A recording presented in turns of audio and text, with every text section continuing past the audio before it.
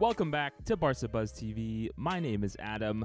2-0 victory against Cadiz in La Liga. Another clean sheet. I believe that is now 17 out of 22 games in the league. 8 points clear of Real Madrid. And this game, we were all just looking at it as a precursor to Thursday's game against Man U, where, of course, no Dembele, no Pedri, who we won't have for a month now, and no Gavi because of that second yellow card he picked up. And I think the main lens through which, I was trying to see the game today was, what type of lineup would Barca play midweek against Manchester United? Because it's clear to me, and I think clear to most of us, that, that four-man midfield without Gavi or Pedri is not going to really work if you're subbing in, Frank Kessié and Sergi Roberto, or even moving Frankie de Jong up front to take over their roles. That's not going to work. And then Sergio Busquets also has not been played, right, in a few weeks here. He didn't come on today against Cadiz, either as a sub or as a starter. And so his inclusion in that game at the week against at Old Trafford is looking pretty doubtful. And so you come to this game and you think, okay, what were the biggest takeaways? I mean, for me, one, Ferran Torres, right? I think everyone's talking about him, man of the match. One of the best performances he's had on Barca, definitely since last season.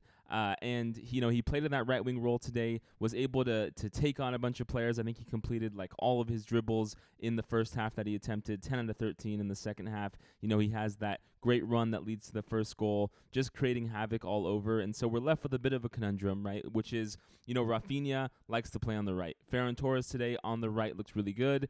Neither of them on the left wing look that good. I do think it was in the Clásico last season that we won 4-0 that Ferran Torres played on the left wing, and so it's possible, we line up against Manchester United with the front three, including Rafinha on the right, Lewandowski in the middle, and then Ferran Torres on the left, but still not sure. This is one good performance by Ferran Torres, right? Not everyone should be going crazy thinking that he's back or he's going to do well, but this is something for him to build on. That was overall a positive. Christensen, again, we keep saying it over and over, just had a wonderful game today and is just so good, not only defensively, but also with his passing, with the times he decides to dribble forward. And I think they were by far the best two players.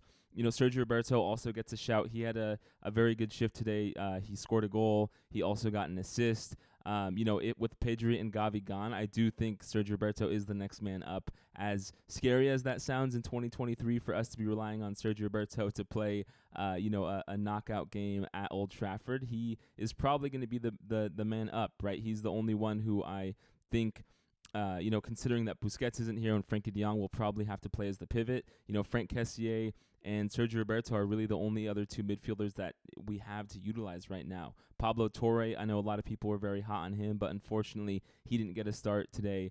And then the game was a bit bittersweet for me. Ansu Fati it does not seem to have the acceleration he needs. His first touch is lacking.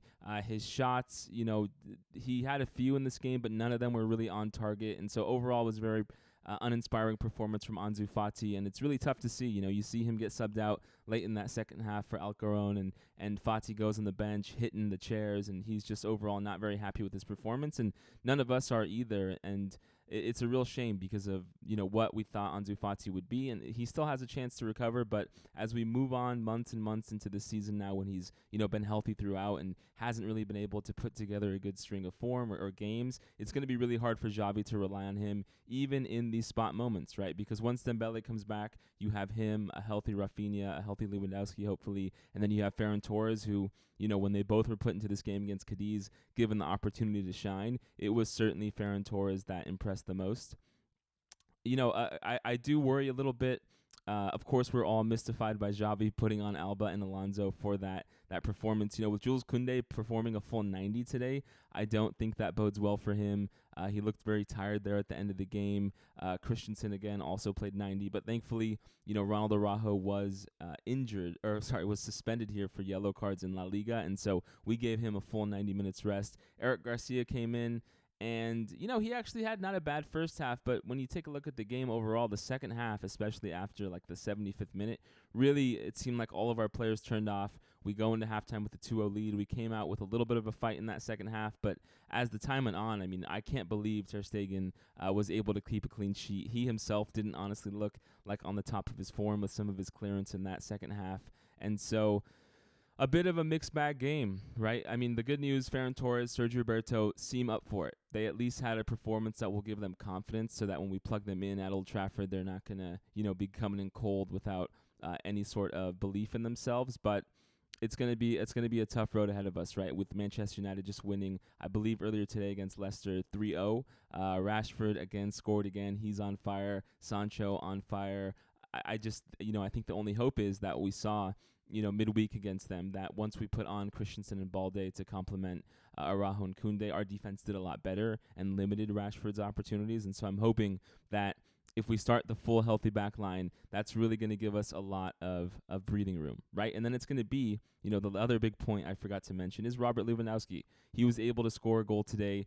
Even on that first goal, his header was blocked, and then Sergio Roberto was able to put it in. And then the second goal, he, had a shot from almost outside of the box that creeped in through the goalkeeper. And it's really going to be up to Lewandowski, in my opinion. If he's clinical, if he can find 1 or 2 goals, I really do believe in our full healthy defense and Ter Stegen and their ability to keep, the game within 1 to 2 goals. But it's going to be Lewandowski having to put in opportunities. Pedri and Gavi in this 4-man midfield system have really thrived, especially Pedri in terms of goal scoring, right? He had 3 goals, I think, in 1-0 games in the last month. And I think it's come kind of at the expense of Robert Lewandowski and our ability to get him the ball and his ability to finish and to put himself into good opportunities. He's done a lot more of coming back, trying to connect with Pedro and Gavi over the last few weeks. And so, without those two, Lewandowski's going to have to really take on the mantle of scoring goals along with Rafinha, who got one at the weekend.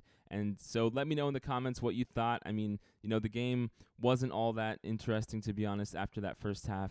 Everyone seemed to shut down. And Cadiz, 16th in the table. It's not like they're a team that I was extremely worried about, but if you look at the recent history of Barca against Cadiz, not very good, right? I think we have 1 win in the last 5 competitions against Cadiz. And so, hey, 8 points clear.